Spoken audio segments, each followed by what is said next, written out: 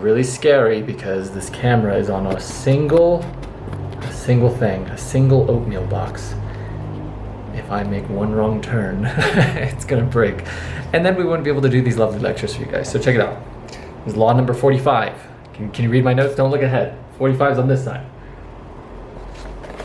It is preach the need for change, but never reform too much at once. You understand? Preach the need for change. I'm gonna talk over the noise. Afterwards I say it again, but never reform too much at once. You can also see a little bit of bags out of my eyes. I had a very exhaustive week of a lot of training, very little sleep. Maybe I'll post right here a physique update. There you go. So this is week 0.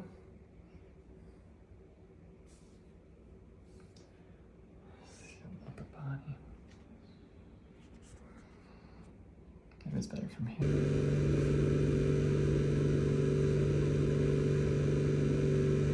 I'll actually show you both. So I'll show you the start of when I got here in Brazil to the now. So you get to see the total of 8 weeks of progress. It's fascinating in terms of atrophy because I traveled for 3 months this past summer and my diet went to trash and my training schedule went to garbage, and you're just doing day passes whenever you can, whatever city that you're in.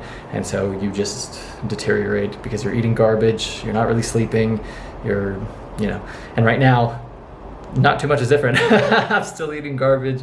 I had popcorn and Coca-Cola the other day, and then some ice cream maybe a couple days ago. But we're doing the best that we can. But that's besides the point. I'm gonna get into law. So preach the need for change, but never reform too much at once. When I read my notes for this, I don't want to say that caveat, I would never kill myself, but it's very, very important that we talk about truth. And I learned this from Jordan Peterson. This is how tyranny works. How tyranny works is you take an inch at a time. You take an inch at a time. These people have decades of time to play with. They're looking for generational strategy on the chessboard.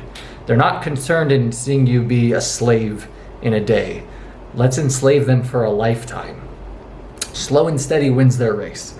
And so the way tyranny works is you take an inch, you take an inch, you take an inch, you take an inch, you take an inch, until the people riot and they get really upset and they start to protest and they say, fuck off. And then they're like, oh yeah, sorry. And then a couple years go by and then they distract you. Then you forget of that whole thing happened, COVID, 3 fucking years of that garbage. That was complete trash. Distraction. The Russia-Ukraine war, that was the end of it. How fascinating. COVID's over with this new fucking news article. Complete garbage. But it's very important that if you don't pay attention and you just get all of the distractions, you don't even fucking remember. You don't even remember the curfew that you had to abide by. You don't remember being locked in your fucking house, work from home.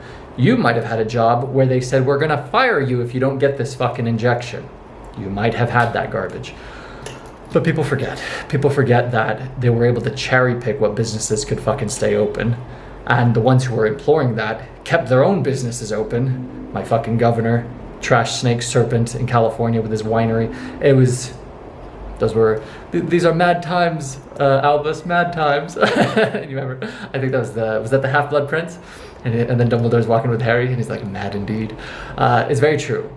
It's complete bullshit, complete garbage, to where they just wanted to see if they could fuck with you at a certain point. Meaning, to go into a restaurant, you had to put on a fucking mask, walk to your seat, then you could take it off to eat, but then you had to put it back on to walk to the bathroom.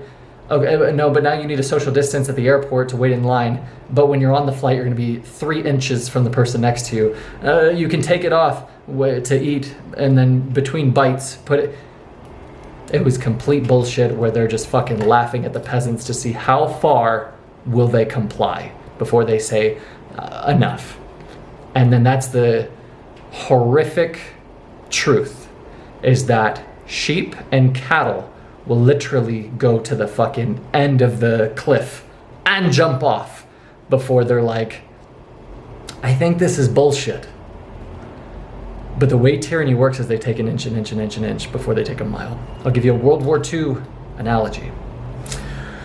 There was a good quote by a survivor of the Holocaust, and they said, we always got asked why, and I've shared this in earlier lectures, we always were asked why we never fought back. And they said, because it didn't happen all at once. And it's funny, I remind myself of the Joker, where he's like, you know, they like you now, but when the chips are down, they'll eat each other. Yeah, he's like, they'll cast you out like a leper. And it's funny, I didn't even know what a leper was, but if you watch the movie Kingdom of Heaven, I think that's somebody who has leprosy, and so you need to be away from him. I know a leper as an animal, but leprosy, because the King Baldwin, he had leprosy and they called him the leper. I have to assume that's what that's what that comment is. Anyway, the point being, that's why they never fought back, is because they implemented a little thing here and there, and that's what they say in the quote. It was just a little thing at a time. It was a new policy here, a new thing here, a new, you know, restriction here, a new thing you had to adhere to here. He said it was just a little thing until it wasn't. Until what you know as the new normal is your life. Take the UK. The UK is a perfect example. The UK is fucked. I went there in July, and the immigration problem is insanity. If you go to, I was in Birmingham, but if you go to London, if you go to Birmingham, holy shit, it's like you're gonna get stabbed on the street. The British are the fucking minority of that place. It's not even their own country anymore. From intentional, illegal, not deportation, immigration, getting them in there illegally, in masses. And there's a good movie, not to quote movies all the time, but Braveheart, where he's like, if we can't cast them out, we'll breed them out. In not even our lifetime, within the next, I'd say 10 years, England, the UK, the Scotland, probably bleeding into Ireland, Wales easily, it's not even going to be fucking recognizable. And I know that from Europe as well. And I'll tell you who the problem is. The problem is the fucking police that's enforcing it. And I was there, and you can just open up the Instagram app and look at what they're ticketing people for. Look at what they're arresting people for. Look at what they're putting people in fucking jail for preaching the word of God on the street, for reading out of a Bible. So they'll do nothing for the fucking stabbing or for the one that gets acid thrown in their face. That's no problem. Or for all of these fucking illegals running rampant, stealing phones, doing all this shit. No problems, no qualms whatsoever. We're not going to do any enforcing of that removal, of that cest. But talk about God. Bro, I don't even want to get into it, because whatever you focus on grows. And so if you focus on all of the bullshit, that's where you feel this. It's a feeling of rage and infuriation when you feel helpless, like there's nothing that you can do about it. And then the nail in the coffin of the UK is the digital ID system that they're conveniently linking to your banking system. And so they're literally going to turn that country into China, where it won't be before long where they have a social credit system to where if you're out of alignment with whatever fucking policy, dude, even removing the fucking British flag and putting the fucking pride flag up. And then I remember that was a video by a British dude. He's like, you're taking the fucking wrong flag down, mate. And then the guy who's doing it, he's like, don't you think I know that? Dude, it is so fucking disheartening to see what's happening over there. But I want you to use that as an example. As in, people who are living in the UK right now, they've said this publicly, that if you do not comply with a digital ID, you will not have a job. That's so we're not enforcing it, but if you don't get it, you won't be able to live anymore. That's interesting. So you are enforcing it. No, not directly, but it's only going to be linked to my bank account, and they're going to be able to restrict my travel, and then if I'm not in compliance, they'll be able to freeze all of my funds. Oh, and you won't be able to have a job if you don't comply with this. Oh, and they'll be able to know it'll be a line item of everything you've ever purchased, of everywhere you go, of anything that you do. Your privacy is gone. You are enslaved. They could literally decide if you were even able to leave your own fucking country. Do you call that freedom? It's fucking terrifying. And what's fascinating is, and this is my biggest upset, the problem are the fucking ones who are enforcing it. And if you really extrapolate it, I've done this in my reflection, it's the cuck men. If men weren't fucking cowards, if the litigators, the policemen, the people who are enforcing the law, the masculine ones, if they weren't such fucking cucks and cowards to these agendas and these policies, and they actually stood as men on character and the foundation of fucking basic integrity, none of this garbage would be able to happen. It was the same with COVID. It was these faggots who were the ones that were introducing these curfews, who are arresting fucking children for playing basketball in a fucking park or going to the beach. If it weren't for these weak fucking cowards, these pussies, these men, none of this garbage would be able to come to pass, ever. And it was the same thing back then. When I used the World War II analogy, the way tyranny stands is good men stand idle and allow it to. Because if enough men gather together and say, go fuck yourself, that's where you have a revolution on your hands. That's where the US split from the British. I get so fucking heated by this topic. And that's how they're trying to emasculate, feminize the masculine youth today. Just look at the guys today. And this is all on this topic because they didn't do it over time. Patrick Bet-David did a piece on this where look at the people who identified it as LGBT elemento fucking P. From 20 years ago, from your grandparents' generation to today, it was 0.8%. Sorry for the noise outside. In your grandparents' generation, what it is today is over 20%. That is intentional. And look at the time gap. I said 50 years. 50 years, they're able to make 20 fucking percent of the population identify as this garbage. That is intentional. Why? You could ask yourself these questions. You could actually ask critical thinking questions. Why is it that they're pushing the career bullshit, particularly for women? Why are they pushing the higher education, the higher degree? Why are they having women forfeit their entire years of fertility? Why are they demonizing male masculinity? Is it because fighting age males, 18 to 35, if you make them these weak, cowardice-ridden cucks, then your society won't be able to fight back? Interesting. Oh, is it because if we push the envelope for the women until they realize that your fulfillment is going to be found with having a family, and then you look back in hindsight and you're just like, damn, now I'm competing with people 10 years younger than me because I got sold on this fucking bill of goods bullshit to pursue my fucking career that I don't give a fuck about. I would rather be home. I'd rather be a mother. I'd rather be a wife. I'd rather be raising my children and being in a happy fucking loving family. Can't do that now. There was a statistic by Charlie Kirk who got assassinated that said women over the age of 30 have a 50% chance to have children, statistically.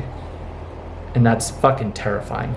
And when I look at people who watch my Instagram stories and I see, it doesn't matter for the men, because men, I can have a child that's 70 years old, but women, and I see them who are over in their 30s and I say single childless, single childless, single childless, single childless. And it's a fucking terrifying statistic that has all been intentional. Indoctrinating people into the rat life has been intentional. Making men into these fucking pussies has been intentional.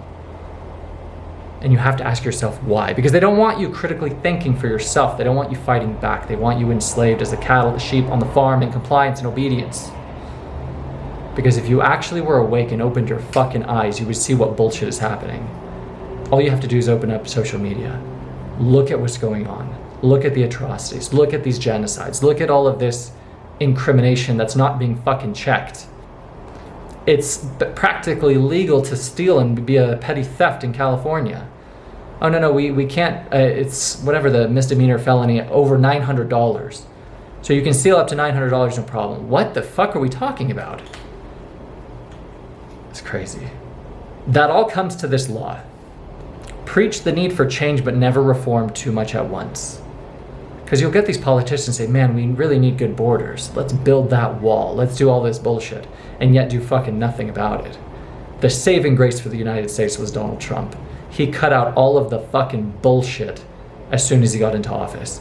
Said, public schools, you are not going to have a fucking pride flag in a children's classroom. That garbage is done.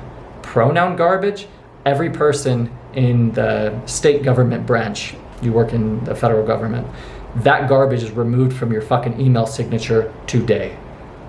Garbage. Done. Gone. There are two genders. Garbage. That pendulum that went way over here of this fucking insanity, of this nonsense, of this garbage, comes into here. And this isn't a Democratic Republican conversation. Don't be fooled. Don't be distracted.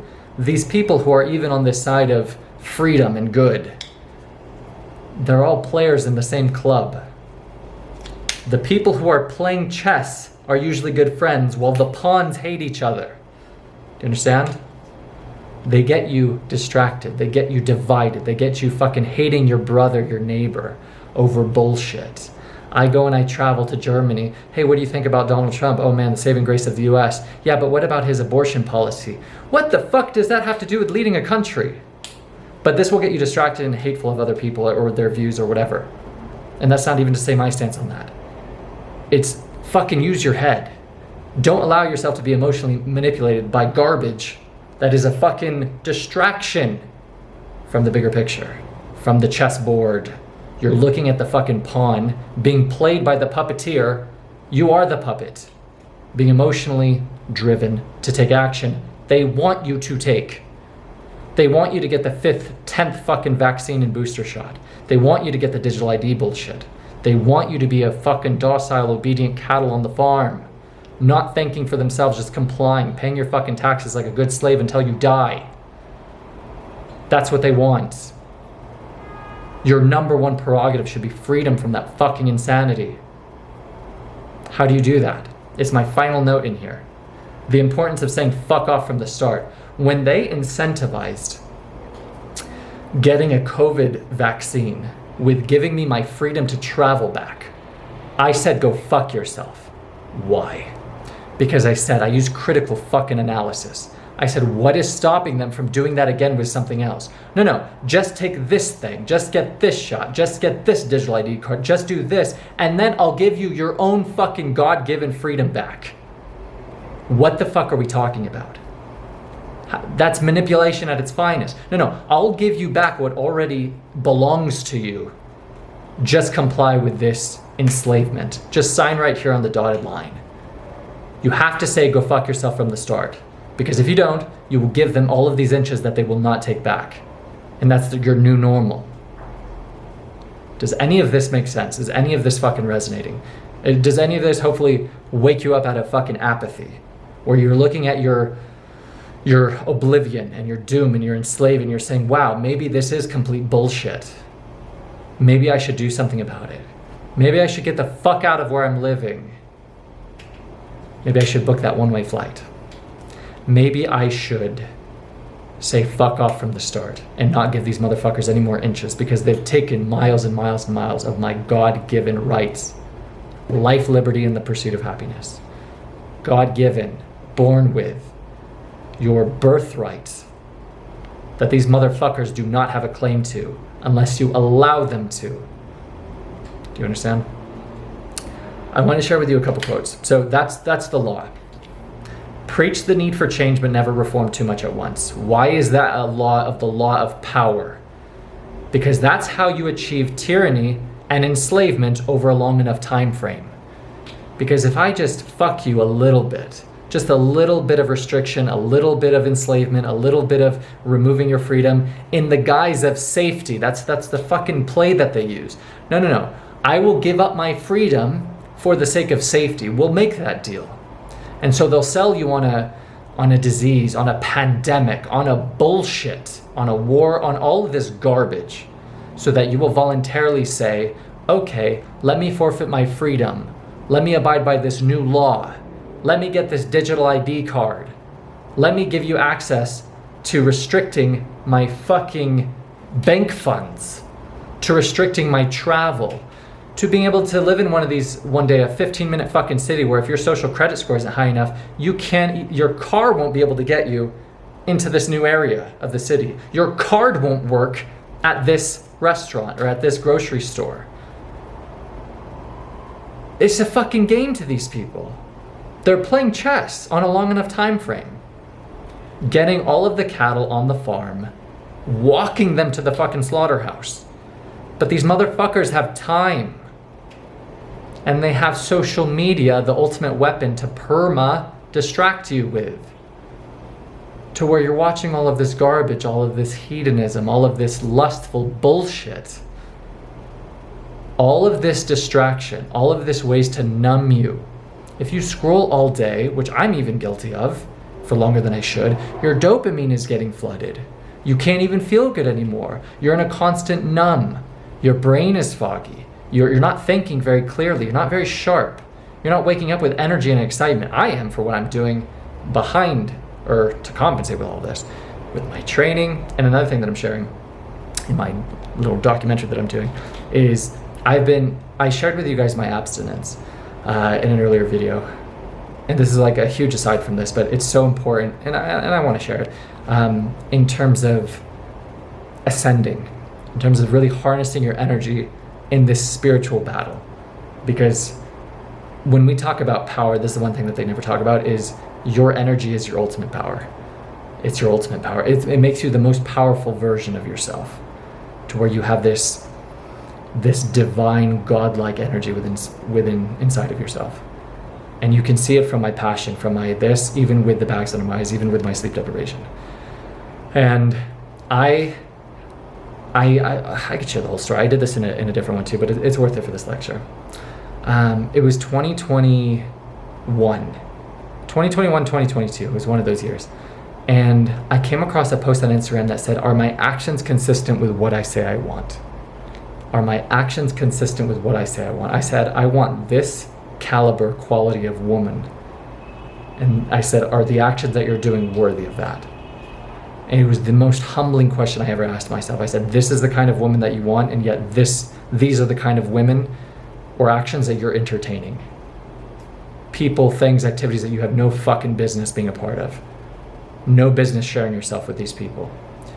And since then, I made a vow to God, and I said, "I'm going to prove to you my actions are consistent with what I say I want." And so I did not think I would make it this far. I have to give credit to Ricardo, who lived with me for 6 months. If it wasn't for him, number one, sexually policing me, it literally was rehabilitation for me to do abstinence as long as I have. If you knew who I was when I was younger, very, very high liberty with my sexual freedom. Not knowing the degrading factor of it, not knowing the energy depletion factor of it, not knowing that love is the ultimate physical expression of something with someone. Not sorry for the noise outside. Not an act for recreation. For my phone is like buzzing or something. Sorry for the noise. Jesus. For casual, recreation, versus that sacred, ultimate peak, pinnacle, physical expression of you love someone so much you want to be one with them. I wasn't taught that with my parents, who divorced at 10 years when I was 10 years old. I was never taught what love or what sex is, or what it should be.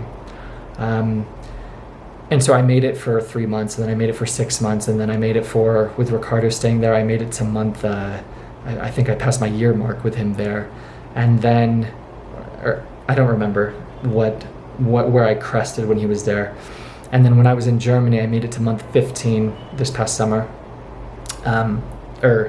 Or no, I don't remember. Earlier, or when Ricardo was saying to me, I was at month 15. No, wherever I was, he texted me, and this is what gave me the strength to get to where I am now, that he made it to month 15. And that was whoa. You don't realize life is about planting trees under whose shade you'll never sit until someone tells you that because of you and your actions, I cleaned up my own act. I took this path of not sharing myself sexually with people who I shouldn't be, and just following that path of truth, of authenticity, of walking in what it means to walk in a Christ-like, God-like image, to be a leader by example for other people, for other men to follow. And when you do it for that long, the dialogue changes to, there's no world where I'm forfeiting all of this effort and all of this time and all of this devotion to that vow that I made to God with a casual hookup whatsoever. To where you're just like, the next person I want to sleep with, I pray to God, is my wife. And so it was from his text, and I reached out to him and he texted me back telling me he made it to month 15. And he might even watch this video, which I'm super fucking proud of him.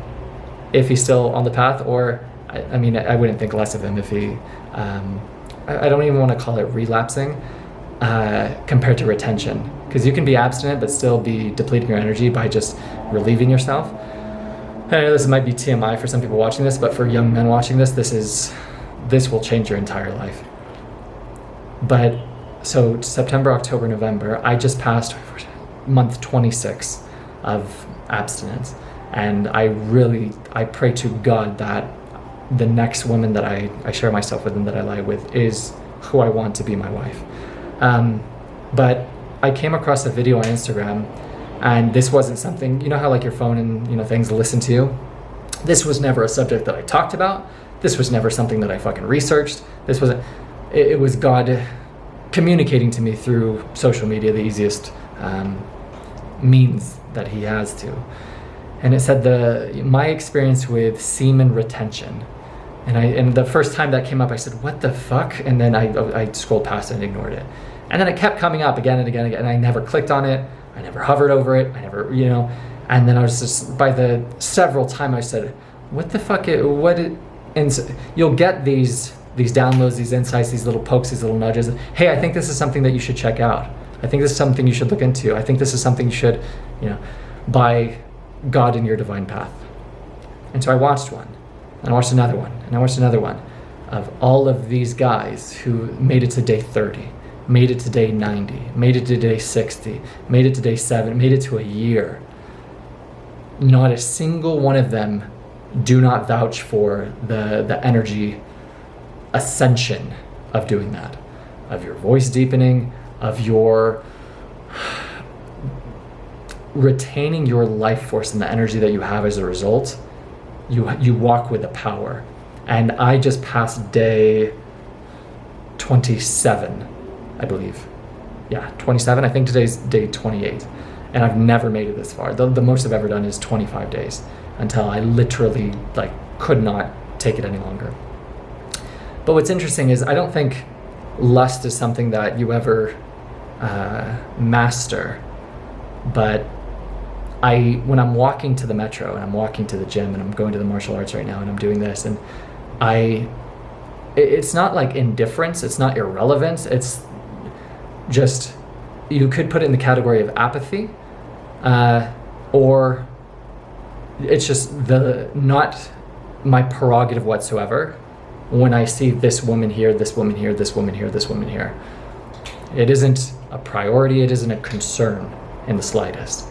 And the looks that you get from these people, it's so fascinating. If you've ever played a video game where there's an enemy walking towards you, it's an NPC, they call them a pat, walking towards you on their little mechanic. If you get close enough, you aggro them, right? And that's an enemy target, and then they'll start attacking you. Women can detect when guys look at them with fucking licking their chops, drooling lust at them, right? But then women also detect when you're a friendly target in the video game. So that same person that's walking, but say if you played World of Warcraft, you know, they're both alliance, you know, and then he's not going to attack you whatsoever. He notices you, he recognizes you, and then I reflected on it last night. I said, but your cup is so full, you don't feel that you aren't satiated. You're not incomplete. You're not seeking anything else. You know, that's the best way that I can probably articulate where I'm at right now is just you're good. You're satiated, versus I'm in lack. I'm missing something. You know, and so they look at you with such a level of curiosity. Number one, I think they can feel your energy. I think they can sense it. But also, you stand out when you're not looking at them on a pedestal, or you're not looking at them with lust, but you're just a friendly target. As in, it's not that they don't exist, I don't care about you, but it's just you're so on your purpose, on your path, on your journey, on your trajectory. So if that was a seed that I can plant with anyone who might be watching this video, it's insane. Meaning, I did 14 workouts this week. I've been maintaining that kind of level of just output with what I'm doing with Rat Life, with what I'm doing with these lectures, with what I'm doing with my training, with everything I'm doing. Sorry for the noise. Let me pause this. You become a true alchemist when you take all of this energy and you transmute it into yourself.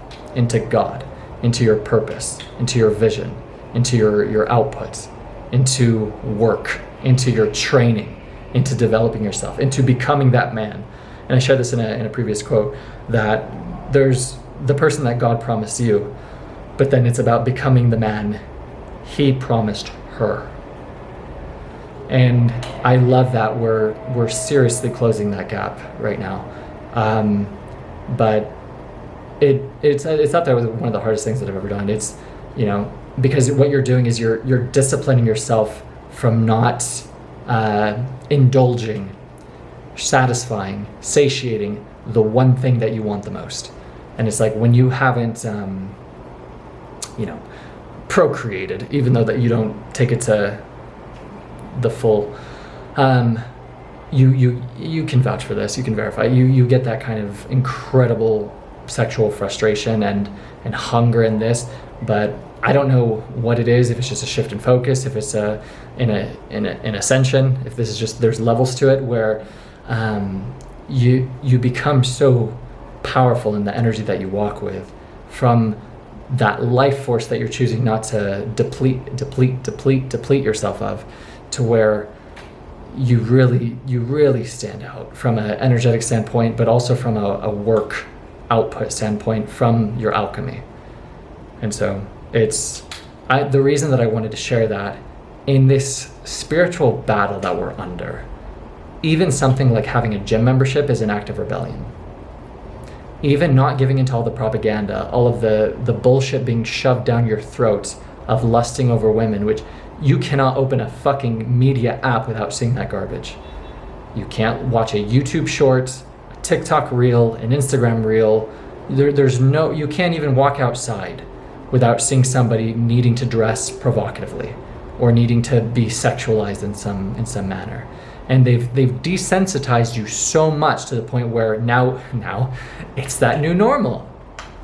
Versus watch a video of, you know, a woman in an interview from 50, 60 years ago talking about someone wearing a skirt that goes above their knees. And hear how they describe that person. It's insane the level of modesty we once walked with. And I'm not even trying to focus on women, the integrity that we once shared and that standard that we once upheld as men. It's lost because men are lost today. And they're the ones who are leading. Do you understand? And when the man doesn't lead, the woman is forced to be in that position of protector, provider. And so they're not able to reside in their natural feminine state. And that's where they have us in this fuck you checkmate strategy, from imploring this law of taking an inch, an inch, an inch, an inch. Let's pump the fuck out of the social media using words like toxic masculinity, garbage, to make women hate men, but we'll use it in the guise of feminism. It's complete trash, complete garbage. Let's indoctrinate women. Let's fucking poison the youthful ones in their minds to seek equality with guys in every category. What the fuck are we talking about? I watched a video just recently of this dude in a female sports competition standing on the first place podium, and the second place woman looked at him and was like, what the fuck are we doing here? And walked off. No, but equal rights though. I'm fucking done. I'm not gonna, it's crazy. So I want to share a couple more quotes before I close this out. For the great majority of mankind are satisfied with appearances as though they were realities. That's a quote from Niccolo Machiavelli. It's really cool. Life is a show. You go on Instagram, you watch the news, you listen to the radio, it's all fucking theater. It's all theater. Why do you think it's free? They want you to get information that they give to you. You think you're privy to, you know, what they want you to know of their actual strategy, of their actual move? No. They want you emotionally heated. They want you fighting against thy neighbor, hating yourself, having an emotional state of shame. Shame. That's the lowest vibration that there is. Shame. Do you think you're accessing your higher mind? So there's your physical mind, and then there's your higher mind, your godlike divinity tapped into. Do you think they want you residing in this 30,000 feet view? No. Why? Because then you would be able to see very clearly what they're doing. You'd think for yourself. You'd ask critical thinking questions. You'd question your own belief systems. Why do I believe what I believe? You'd be more conscious. You'd raise your consciousness level. Do you understand? They don't want that. So let's put them in shame. Let's have them constantly being victim to the comparison trap within social media. Compare, compare, compare. Wow, I'm not a millionaire. I don't drive this car. I don't have that beautiful of a significant other. Something must be wrong with me.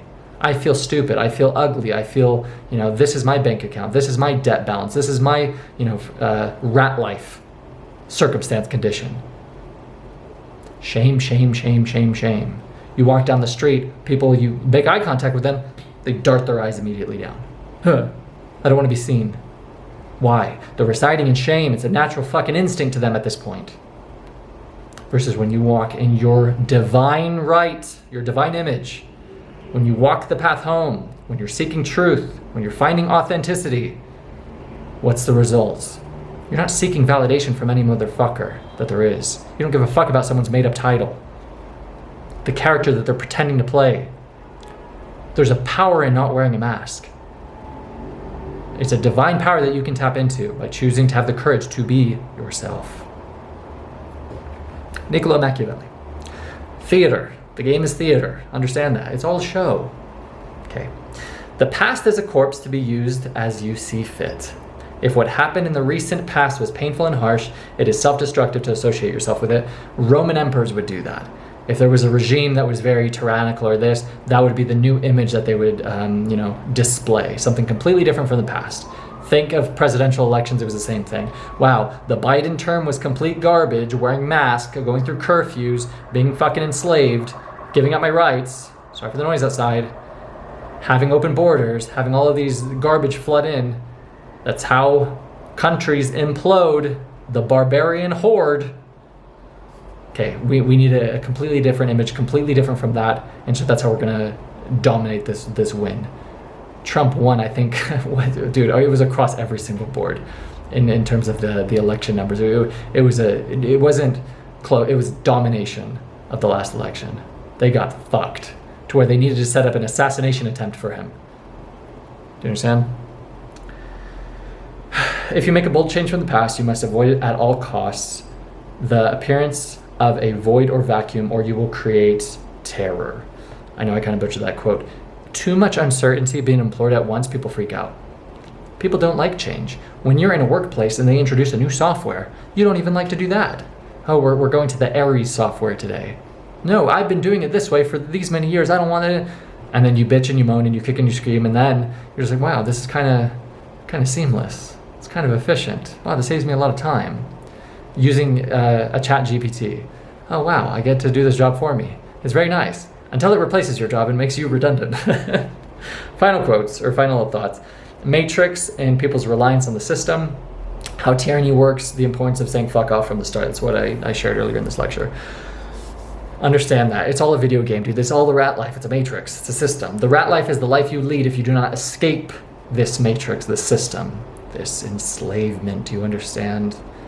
How is this possible? They've taken inches and inches and inches over time. Think of any single branch. Let's start with education. It used to be free. But public education used to be free. It still kind of is in terms of like community colleges, this and that. But now what they have is a monopoly on young people's borrowing power. An 18-year-old in the United States can borrow $100,000 plus of student loan debts, but will get denied $5,000 loan for a business or for a cryptocurrency or for a house or for whatever the fuck, for real estate, for this. No. Why? I want you to be a slave. I want you to be in debt. $100,000. My professor of archaeology as an undergrad at UCLA, and I told her, I said, I'm thinking about pursuing my master's. Do you have advice for me? She pulled out her degree. She said, this is a very expensive piece of paper. She said, she was in her 60s. I'm still paying this off to this day, her master's, her PhD, as a professor with that salary, which is the reason that you fucking get these made up pieces of paper, these made up titles, these made up degrees, is so that you can pursue this discipline. She said, unless this is your diehard passion, do not do it. Researching publications, doing work publications, writing journals and articles.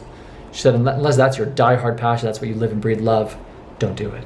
Best advice I was ever given in terms of my career path.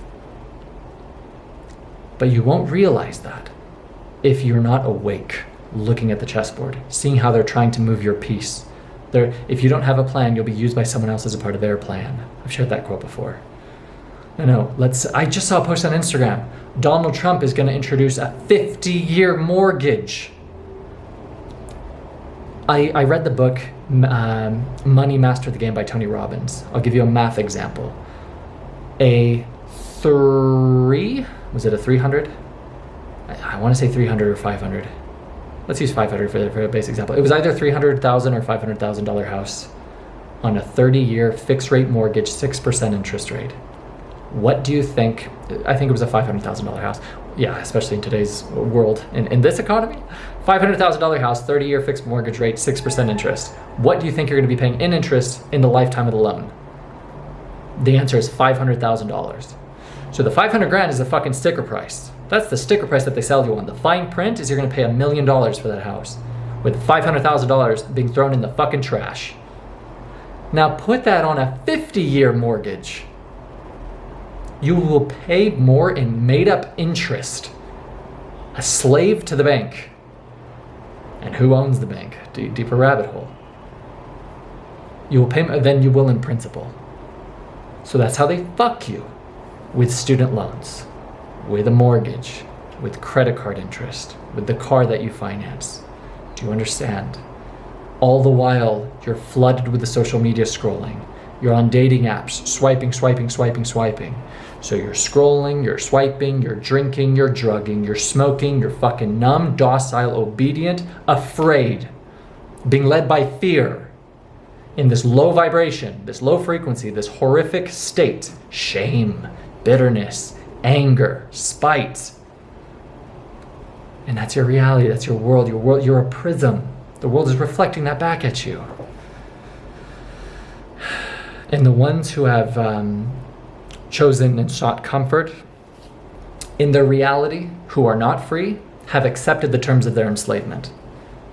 They've deemed on their belief system freedom is not possible, so let me get comfortable. Let me get that nice apartment, the nice car, the nice bed, the nice whatever the fuck, loft, right? Let me be a slave for 50 weeks so I can take a 2-week fucking vacation. Oh, but I gotta get back to my office. You're a fucking slave. And that's what they want. They don't want you free. It's spiritual freedom first. This is a spiritual war. And that's why we need to ascend. We need to be as powerful as we possibly can to combat this enemy. Do you understand? And the enemy is trying to attack our freedom. First they enslave you here, then they enslave you here. Most people live in a prison that's a fishbowl, a glass bowl. That's the best prison, the one you don't even know that you're in, the one that you can't see. And when you're so numb and your brain is in such a fog and you're not thinking for yourself, you're not even looking to see the confines. You're living in the fucking Truman Show. You're not even in the boat trying to seek passage out until you crash into the fucking wall of the set and then realize that it was all theater. Do you understand? Does any of that make sense? Is anybody awake, paying attention in this video? Did that rant hit one heartstring of one person watching this?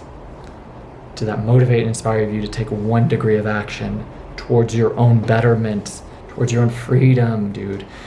I don't want to overuse that, fucking beaten to the death of the horse, whatever the analogy is, phrase, that no one is coming to save you. No one is coming. I can't save you. I cannot save you. I can lead the charge to freedom.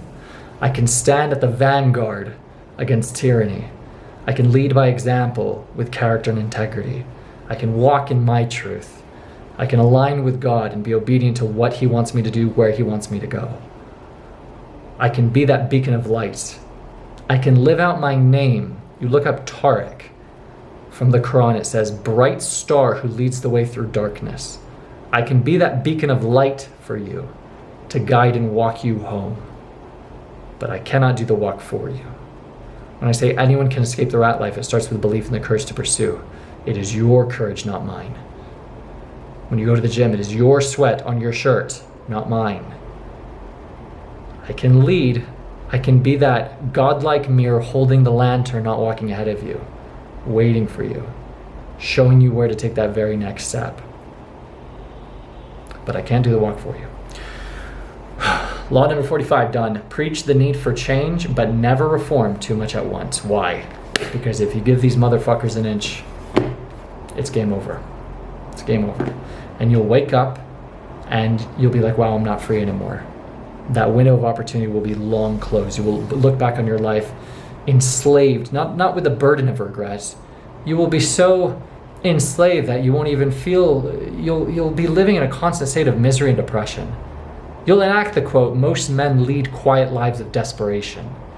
Because now you're past that page in your book of your vitality, of your energy, of your fighting prowess. And that's when they got you fucked.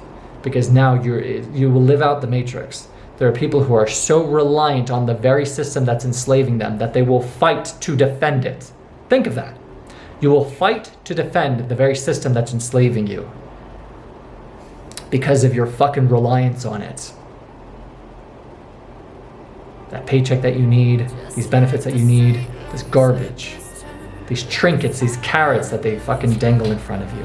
So you'll sign right here. Let me sell my soul. Let me get this digital ID. Let me forfeit my fucking freedom, my liberty, my God-given rights, life, liberty, and the pursuit of happiness. Yeah, let me give that. Let me give that. Let me give you my price. Let me sell my soul. So what do we have to say collectively as a group, as men, as women? Go fuck yourself. With that is what I align with. This is Tark House. This is Escape the Rat Life. Starts with belief in the courage to pursue. We're all going to make it. I hope you enjoyed. I will see you in the next lecture. Talk to you later. Bye.